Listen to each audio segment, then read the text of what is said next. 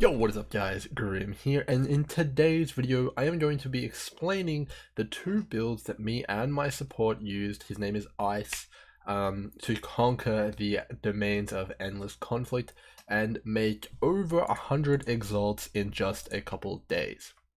So a lot of people have been asking us how we did this, how he has been getting a lot of messages, I've been getting a lot of messages, how is this achieved, the exact builds and the exact setups.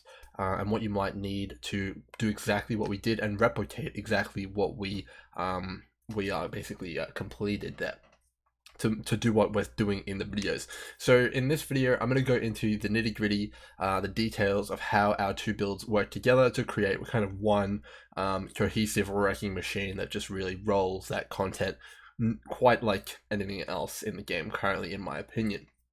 So for simplicity's sake, we're going to start off with Tornado Shot, because it's the less important build in this situation. A lot of people have focused purely on the build that I'm playing, and really neglected to place a lot of emphasis on the support. If I had to measure the skill requirement and the kind of the importance, I would place it mostly on the support. Playing with a headhunter and all that stuff is very easy. I just run around in a circle just firing off as many arrows as I can, whereas the support player actually doesn't have the headhunter buffs. They're a lot more squishy, they're slower than their the carry player, and they actually have to use smite on the boss consistently, and they also need to manage their phase run, because once you use phase run and use an attack, that phase run is then on cooldown, and then that will make it so you fall behind the carry and potentially die. So there's a lot of micromanaging that you need to do as the support player, far more than the carry player.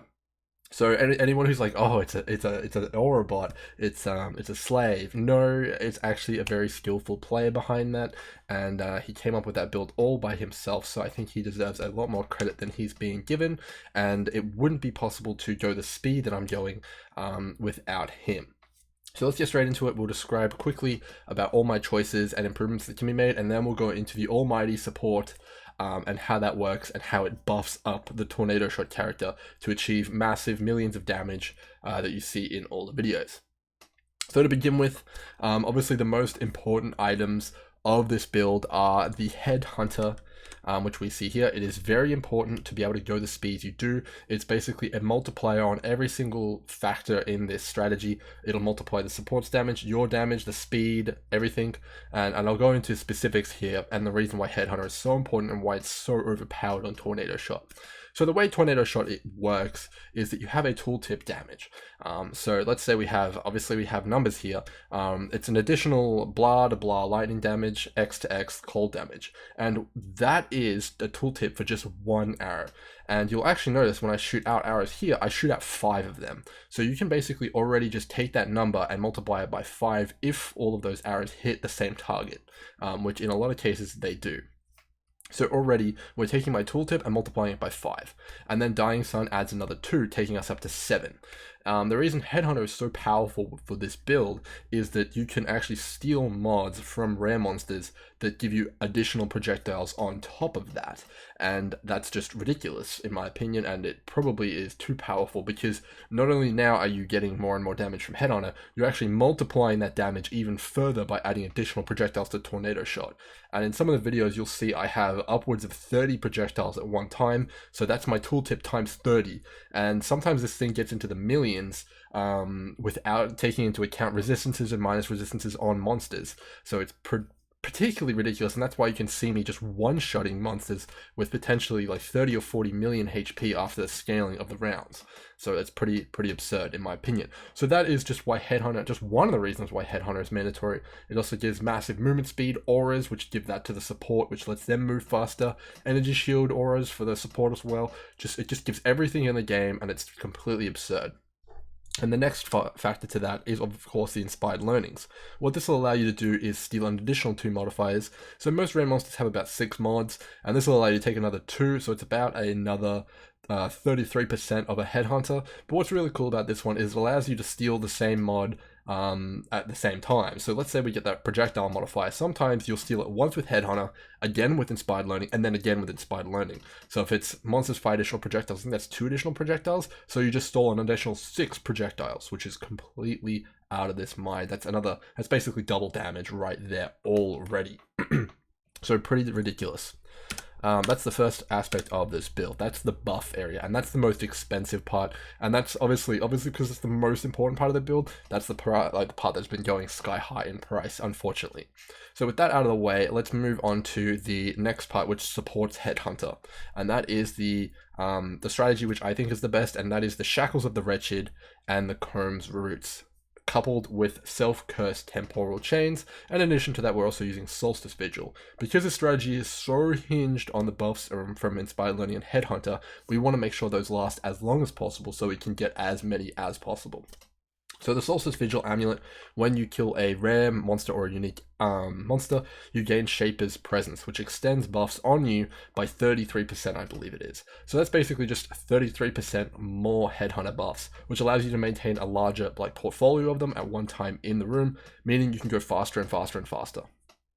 The Shackles of the Wretched Comb's Root setup is a similar thing. It allows you to put temporal chains on yourself via Herald of Thunder. Herald of Thunder level doesn't matter. You're going to hit a mob with Herald of Thunder.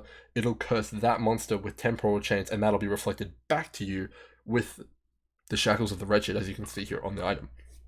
And what that'll basically allow you to do is be cursed with temporal chains, which will make all debuffs and buffs on you last, I don't know how much it is, but X amount time longer. Which is, again, good. It works out to be about 50% more on top of the Solstice Vigil. So if you're going to get probably about 30 with Solstice Vigil, you're going to go up to 40 with the Shackles of the Wretched, Comb's Roots, and maybe even more depending on your speed. So it's pretty damn good in my opinion. And the reason we're using Comb's Roots is so that we become not modified by the temporal chains movement speed debuff and action speed debuff. So basically this is a cheat way to get out of the fact that you're cursed with temporal chains and make sure that you're not being slowed by it, because that's a massive drawback. So you basically have just the benefit of temporal chains without the drawback. So nowhere here have we really talked about big damage, flat damage, anywhere, and that's a very important point to make. My build does next to 0 damage by itself, none. I have basically just my added cold damage and added lightning damage gem, and then I'm using GMP and elemental damage with attacks. There's no Eternity Shroud, there's no Shroud of the Lightless, there's no massive cold deck stacking stuff. It's just not even needed, and that is purely because of the support. All my gear is focused around multiplying projectiles, using Rigwald's Quills, multiplying Headhunter buffs, or multiplying my support's damage, which you can see here on the Tempest. Now, in theory, a multi-modded dexterity double damage bow would be just a bit better than this. It's probably about 30% more damage or 40% more damage, somewhere about that. So it is definitely an upgrade, and what that allows you to do is actually swap over to damage on full life instead of an added cold gem, which is probably going to net you about 70% more damage overall than my current setup with the support. So you can push this much further with that multi-modded bow, but I just haven't gotten around to doing it. It's kind of a pain in the ass to get one of those, so I'll do it later, probably for Delve. But anyway, the Tempest will be more than enough, assuming you have that support set up, which I will start going into in just a second. So obviously that's pretty much the main parts. You can see here I'm using the tamings. The reason I'm using the tamings is for the same reason as everything else. It's just to multiply my support's damage as much as possible. So we see here we've got 30% increased elemental damage, 30% increased elemental damage again, that's already 60 per ring, and then you also have a 20% increased damage when hits and ailments per free shock and ignite on the enemy. So in the domain, you cannot freeze the enemies, you cannot chill them, but you can shock and ignite them. So this is another 20 to 40% increased damage. So each ring is coming up to about 100% increased damage with elemental attacks. And that's pretty insane. Not only that, it also has a big fat 40% resistance on it, which you will sometimes need to get resistance caps. So if you ever do get further away or ahead of your support, which can happen with all those buffs, you're not just going to get one shot by elemental damage. And with all these uniques on our build, there's not really anywhere else you can get these resistances apart from on your tree, but that'll compromise some of your choices. So that's the reason for the tamings. They're the best bang for your buck without going into mirror tier opal rings. And a theme you're going to be noticing here with these two builds is that we completely neglect defenses. You do not need them at all. The monsters in the Timeless domain hit for nothing. All of their attacks are very easily telegraphed and can be dodged, or you just one-shot them, one or the other. We didn't die really at all, and proof of that is that we got to level 100 with less life than I currently have now. So it's really, really trivial to stay alive in there. So you can completely neglect the defenses and go full glass cannon and just go ham. So that's going to be the tornado shot side of things. You probably do want to look for similar gear to me if you really want to push the envelope and get those 100 exalts plus profit in a couple days. But yeah, that's probably what you're looking at. Obviously, the tornado shot helmet enchant is critical as it adds additional arrows to your secondary kind of tornadoes. It goes from 3 to 5. So that's very, very powerful.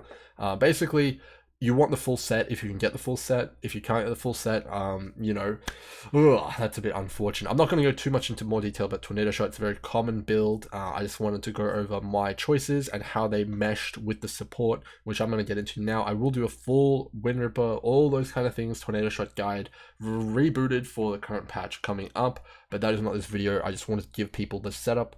It's probably aimed at more experienced players just because of the buy-in price of most of these items. So we will get now into the support, which everyone has been asking for.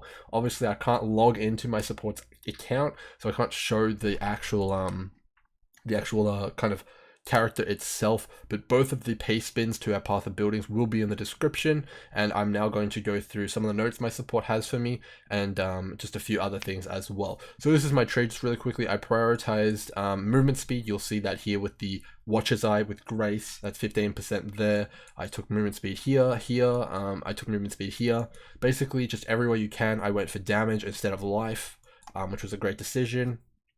Just speed. That will get you the most loot and get you the furthest in these encounters.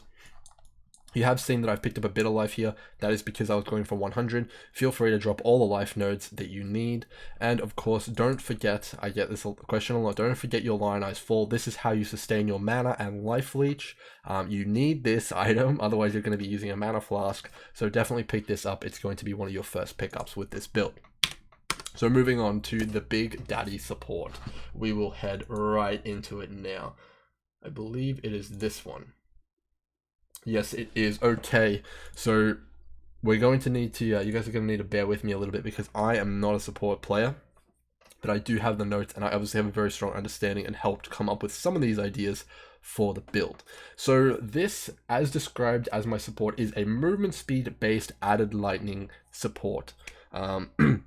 And what this build focuses on is one massive aura, not like the traditional 13, 14, 15 that we get from most aura bots, but one massive aura. And the aura of choice is Wrath. Wrath is by far the best aura currently in the game, and there's one reason for that, and that is the following item. That item is Perquill's Toe. Perquill's Toe makes all damage with hits lucky for your allies. Now, why this is particularly powerful is because lightning damage has a massive range. We're talking like 30 to like 5,000 kind of range. And that is very powerful when you make that lucky. And what lucky means for people who don't know is that the game will take the first roll, it'll check it. So let's say it rolls a 50, the lowest roll, and then it will roll it again. So if it gets a 3,000 the next time, it'll use the higher roll. So that's very powerful with lightning damage specifically, which is very, very good indeed. So we're using the Wrath aura, and to get the biggest Wrath effect possible, he is using a Honor Home Soldier Helmet. And the reason he's using this is because it has +2 level of socketed gems, and that is extremely strong. And then he also has a corruption on this helmet of +2 level of socketed AoE gems, and auras are considered AoE gems. Now, what he has in this helmet is the Wrath aura, and he has a 21 Wrath, of course, but he also has a level 4 in power. So the level 4 in power is going to be upgraded to a level 6 in power by the helmet, meaning it'll add 5 levels to the Wrath aura, taking it up to 26, and then he has 2 from the helmet added to Wrath, taking it up to 28, and then the corruption takes it up to level 30, which is completely insane. So now we have a level 30 Wrath, which is lucky, on the rolls. So that's about, I don't know what the more multiplier on that is. POB does not do it, but it's a lot of damage, like a ridiculous amount of damage, as you've seen in the videos. So this really carries the team. And the reason this is particularly powerful is because about what we talked about earlier, the way that Tornado Shot functions. It doesn't just take added damage and add it once, it adds it multiple times via multiple projectiles. So because I have 7, I multiply his Wrath Aura like by 7 times, obviously with a few effects of my effectiveness on Tornado Shot, but it's basically 7 times the aura. So you basically, Tornado Shot multiplies the aura's damage by more than anything else in the game apart from maybe Molten Strike. So it's completely absurd, and it's even more absurd when you get all those Headhunter boss all just stacked together and you get, oh my god, so many arrows. So completely insane. And then he has linked with it Generosity, which makes that even more amplified. And to take Wrath to an even higher level, he is using full Wrath effect Corruption Gear. And what this is basically just increased aura effect specifically for Wrath. So we have 20% on each ring he has here, which we'll talk about in a second. And then he also has 60% on a triple modifier temple belt. So that's a total of 100% increased Wrath effect, which is completely mind-blowing. It's just so much damage, it's ridiculous, which you guys have seen again in the video. Now, in this example here, he's using a Shavron's Wrappings, but for the runs he was using a Sackawal's Nest, which is the Blessing of the Avian chess piece, which basically gives the aura Blessing of the Avian to the party. And what this basically allowed us to have was either increased movement speed or the chance for me to deal double damage. And I believe it's 20% more double damage, allowing us to basically kill bosses faster or move faster, one or the other, which was very good. So of course, we've got the Avian chess piece, we've got the aspect of the Avian on his gloves here, which is another aura. And then we have the Perkle's Toe. Those are 3 very key pieces of gear. And then we also have a specific choice here with the rings, Laurie's Lantern. And the reason he's chosen Laurie's Lanterns is because of 6% increased movement speed when on low life. And he is indeed a low life aura build, so that will basically be a free 12% movement speed for him there, so that he can keep up with the pace of the Headhunter buffed carry. In addition to that, he's using a enchanted 7-league step here for even more movement speed. If he hasn't been hit, that's 58% more movement speed as well, which is completely huge, and it's just going to be even easier for him to keep up. You can see here he's using Coruscating Elixir to make sure that he doesn't die. This is basically Shavron's Wrappings in a drink. So that was because he was using the Sackawal's Nest, and he was using that to survive chaos damage, which there is some in the Timeless Conflict. It comes from the Vaal boss in the form of poison. So yeah, definitely very important there. Obviously, he's using some traditional aura bot items as well. Obviously, the Prism Guardian to achieve blood magic without using the blood magic gem. He's put some purities in there, I believe, and he's also running the traditional kind of auras. Like, we've got all of the purities. We've got Vaal Haste. He was also running Vaal Grace to basically increase survivability while we were going for 100. But if you're not going for 100, you don't need to use Vaal Grace. Of course, he's using Discipline as well. Very important. Now, the final item of his gear that I want to speak about briefly is the brand new Sign of the Sin Eater Mace. This thing is dumb. It's completely ridiculous, and it just plays even heavier and amplifies the lightning damage support archetype even more. So you'll see here it grants level 30 smite, and the way these items work is that if you socket skills into them, they count as being supporting of those skills. So basically you have a level 30 smite, and you can support it with Generosity if you want, and then give that even more amplified effect to your allies, which is completely insane. So level 30 smite, just to give you guys some clarity, is basically equal to a level 30 Wrath. So it's basically like he's using 2 level 30 Wraths, and it's just ridiculous, and it's completely absurd. And you'll notice after my support hits the smite on a boss, it just completely explodes. It's completely dumb, and it ramps up the Tornado Shot damage that much more. Again, with all those projectiles multiplying all that damage, whoa, very OP indeed.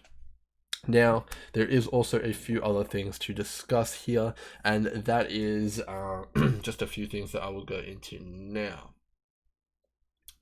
So it looks like the other thing we need to chat about is his unique Vaal Timless jewel. So I've got here a picture of what it looks like, and I'm going to talk quickly about where it's placed. So this is his jewel here. It's placed up the top in the kind of the witch area, and you can see that he's allocated some very specific points in some very strange ways. So you can see here he's got the 2 up here, 3 here, 2 here, 2 here, and 2 there. Now, this jewel was found by us. Obviously, we tested all the jewels that we got, looking for one which might achieve this. And all of these nodes, to my knowledge, from what he was saying about his jewel, are actually increased aura effectiveness. So basically, this is taking the aura bot to the next level. It's even more increased aura effect, which means even more damage, even more movement speed from the Vaal haste, all those things. And particularly with the Vaal jewel, something completely ridiculous is that it multiplies auras which aren't skills. So it multiplies, for example, the Necromancer Ascendancy from Scion and Witch, which he was running, which is basically multiplying the attack speed bonus, which makes more arrows happen, which means more multiplying of the Wrath. What is going on? It's so damn crazy. And that is how we were able to pump out all this damage, just crazy amounts of aura effect, crazy levels of Wrath and Smite, and really focusing on 1 or 2 auras instead of the 15. You really don't need all those auras. Purities are fantastic for resistances.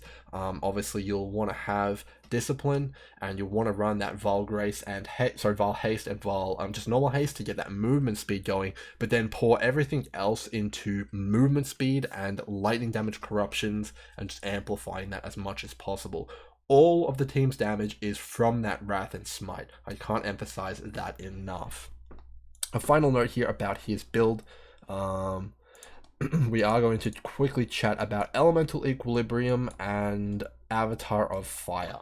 So another reason that Smite is so powerful with this build, along with that weapon, is Elemental Equilibrium and Avatar of Fire. So my build currently doesn't have any sort of penetration to get through and rip through defenses on those unique bosses in the Timeless Isles, or whatever it's called.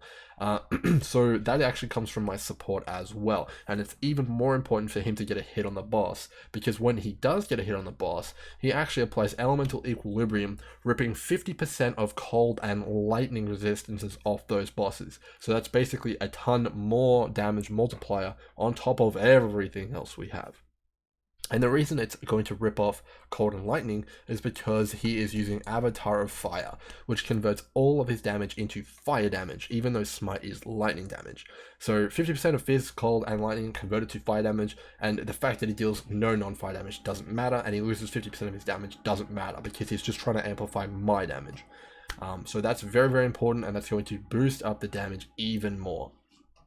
So that's pretty much the kind of the crux of our builds, how they work together, and maybe a few improvements that you can make on the bow side of things, because that's where my area of expertise is. So again, all of this relies solely on the support, and he is really the one carrying the team. All the damage from them, all of the really big responsibilities are on them. If he doesn't smite the boss, you're going to be sitting there for a good while unless you have a ton of headhunter buffs.